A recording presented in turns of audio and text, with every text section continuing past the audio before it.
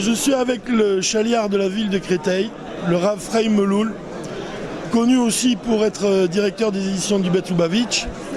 Et la première question qui me vient à l'esprit, vu que vous avez traduit des dizaines et peut-être des centaines de livres, quel livre vous a le plus, s'il y en a un, est-ce qu'il y a un livre qui vous a particulièrement touché dans tout votre travail de traducteur ? Oui, il y a bien sûr le Tanya. Le Tanya a une place tout à fait particulière dans la Chassidoute. Et traduire le Tanya en français, c'était une expérience réellement intéressante. Essayer de faire la synthèse de toutes les explications qui étaient publiées à l'époque, de façon à ce que l'accès puisse être ouvert à tout le monde. Et c'est vrai que le Tanya a un rôle particulier. Je dois mentionner également les Igrot Kodesh du Rabbi. Je crois que ce qui est fabuleux quand on traduit les Igrot Kodesh, c'est de voir l'étendue des domaines qui sont évoqués par le Rabbi. Il n'y a pas une science, il n'y a pas un domaine de la connaissance que le Rabbi n'aborde pas. On voit comment à chaque fois le Rabbi a un avis autorisé sur chaque chose. Enfin, la même façon que le Rabbi nous a demandé d'étudier le Rambam chaque jour, on ne peut pas étudier le Rambam et ne pas s'extasier sur son esprit de synthèse. À une époque où les ouvrages synthétiques n'existaient pas. On voit comment le Rambam arrive à faire la synthèse entre des sujets qui sont abordés par des textes très différents de la Gemara. Et finalement, on retrouve cet esprit de synthèse chez le Rabbi. On voit dans Igrot Kodesh la synthèse des connaissances avec la connaissance de la Torah, la manière d'utiliser les sciences du monde pour le service de Dieu. On voit comment le Rabbi insiste sur cette idée. Bien souvent, l'optique est de dire il y a contradiction entre la science et la Torah, et donc le but de l'érudit, c'est de réduire cette contradiction au maximum. Et le Rabbi nous dit pas du tout, il n'y a pas de contradiction.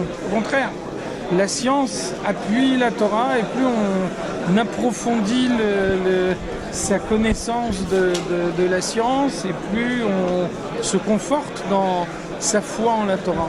Donc c'est vrai que c'est un aspect très fort. On voit la correspondance du Rabbi avec tous les Gdolim, avec les Tzadikim de la génération. C'est quelque chose de très fort, parce que on traduit des mots. On essaye de faire en sorte que la traduction soit cohérente, et en même temps on est conscient d'être passé complètement à côté du contenu profond qui est réservé aux deux tzadikim qui sont en train d'échanger entre eux. C'est un sentiment très fort quand on traduit. Est-ce que ça vous arrive des fois de vouloir retraduire un livre que vous avez déjà traduit ? Bien sûr, c'est dommage de le faire parce que la vie est courte, il n'y a que 120 ans, donc il faut la rentabiliser. Donc c'est sûr qu'il vaut mieux mettre d'autres ouvrages à la portée de chacun, mais c'est vrai que avec le temps qui passe, certains ouvrages méritent une deuxième lecture, bien sûr. Là, vous avez dit quelque chose en fait de très révélateur. Vous avez dit, je vous parle de traduction, et vous répondez, mettre des livres à la portée de tous. Donc c'est vraiment comme ça que vous ressentez votre travail, et comme de rapporter des enseignements très profonds à la portée de tous. Bien sûr, c'est évident que le but d'une traduction, c'est de rendre disponible. Donc ça veut dire que lorsqu'il y a des notions qui sont un peu plus complexes, il faut aussi faire en sorte que ces notions puissent être comprises. Il y a un livre qui me touche particulièrement, les mémoires du Rabbi Yosef Yitzhak. Est-ce que c'est un livre qui vous a aussi influencé? C'est pas moi qui l'ai traduit, mais je crois que ce qui est très touchant et qui apparaît vraiment dans les mémoires du rabbi précédent, c'est cette sensibilité à fleur de peau. On voit comment le rabbi précédent et le rabbi se complètent. On voit que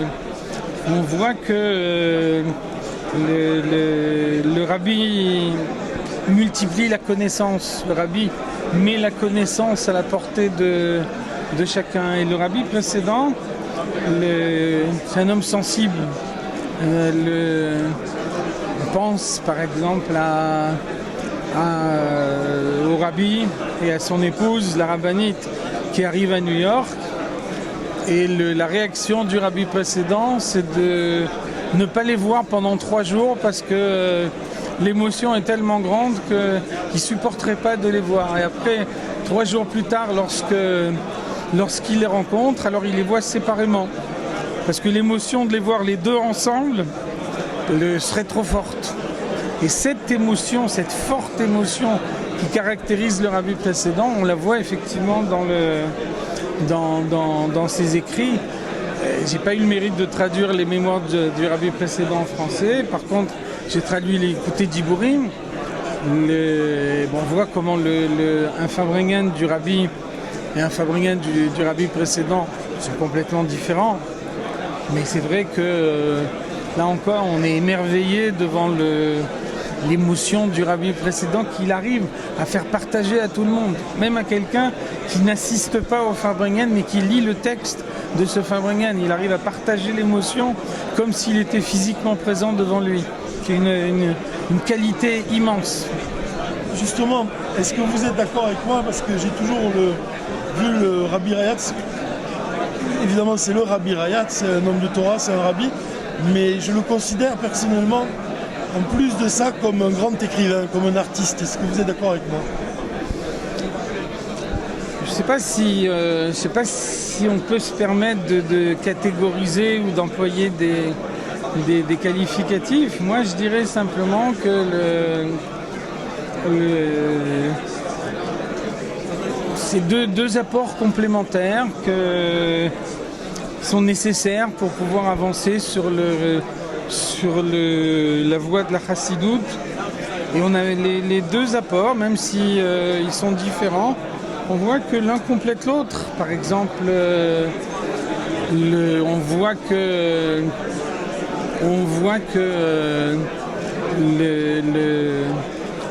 le rabbi précédent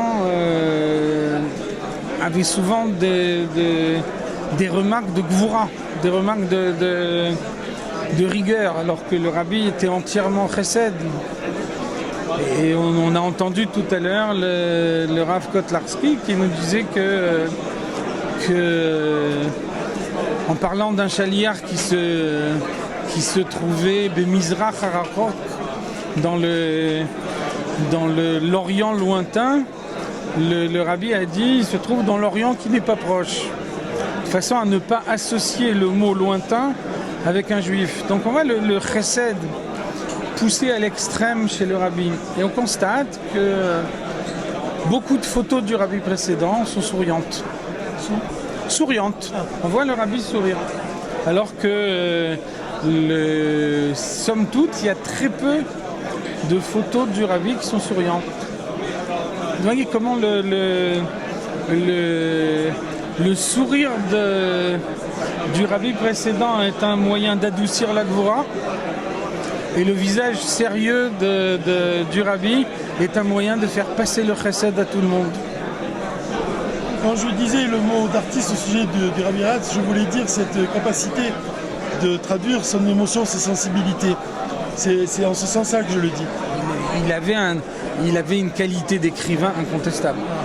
Il avait une qualité de savoir faire passer un sentiment d'une manière incomparable. Et le sens du détail aussi, il raconte des souvenirs d'enfance avec précision. La précision. Est-ce que vous avez commencé à lire à quel âge? Ouais, j'ai commencé à la lire très tôt, hein. C'est sûr que l'écrit c'est un véhicule privilégié. Ça fait toujours un peu de peine de voir que de nos jours on privilégie un peu l'audiovisuel par rapport à l'écrit. C'est sûr que toutes les techniques modernes ont été créées par Dieu pour faciliter l'accès à la connaissance. Mais nous restons le peuple du livre, pas le peuple de l'audiovisuel. Est-ce que pour écrire comme ça, on doit vraiment avoir l'amour des mots. Et comme d'ailleurs on dit que le mot teva en hébreu c'est aussi une arche, c'est vraiment un abri, un refuge. Et pour vous-même, vous considérez votre travail comme un refuge? Un refuge, je dirais pas, non. Le travail, c'est un moyen de diffusion. C'est un moyen de diffusion.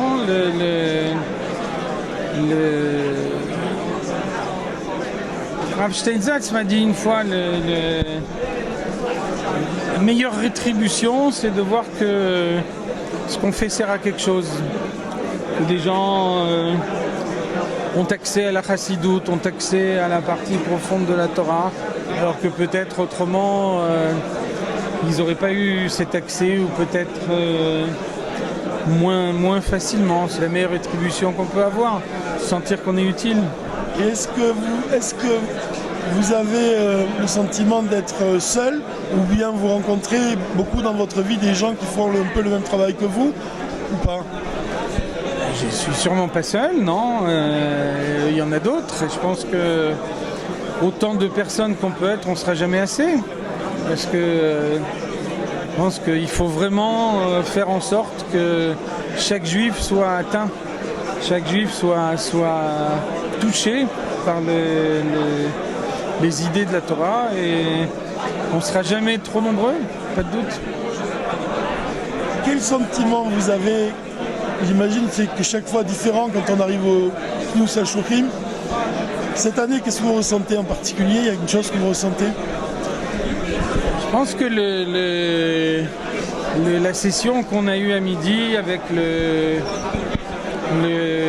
souvenir du 70e anniversaire du Rabbi, puisque maintenant, cette année est la 70e année depuis qu'il a pris la direction des chassidim et du peuple juif.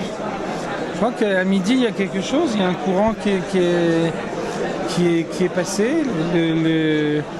Revivre ces moments-là, le fait que tout le monde soit réuni, que tout le monde soit ensemble, c'est sûr que c'est une motivation qui permet à chacun de rentrer chez lui inspiré, de vouloir par la suite faire plus. Une dernière question que j'ai envie de vous poser, c'est pour vous, qu'est-ce que c'est la priorité de Shaliach, du Rabbi? La priorité de Shaliach du Rabbi, c'est de donner la chassidoute, de transmettre la chassidoute aux autres. C'est de transmettre la connaissance, de transmettre les enseignements du Rabbi. Et ensuite, une fois que les enseignements sont transmis, une fois que les mots du Rabbi sont entrés dans une personne, après, c'est le Rabbi qui prend le relais. Le Rabbi lui-même, il écrit dans Yana Shetrat Chassidut que la Chassidut elle insuffle une nouvelle vitalité. Vous, c'est votre prénom, en plus c'est Chaim, c'est la vie, c'est la vitalité. Et Bezrat Hashem, la seule chose qu'on vous souhaite, c'est de continuer d'aller de prodige en prodige et de réussir dans tout ce que vous entreprenez. Merci beaucoup.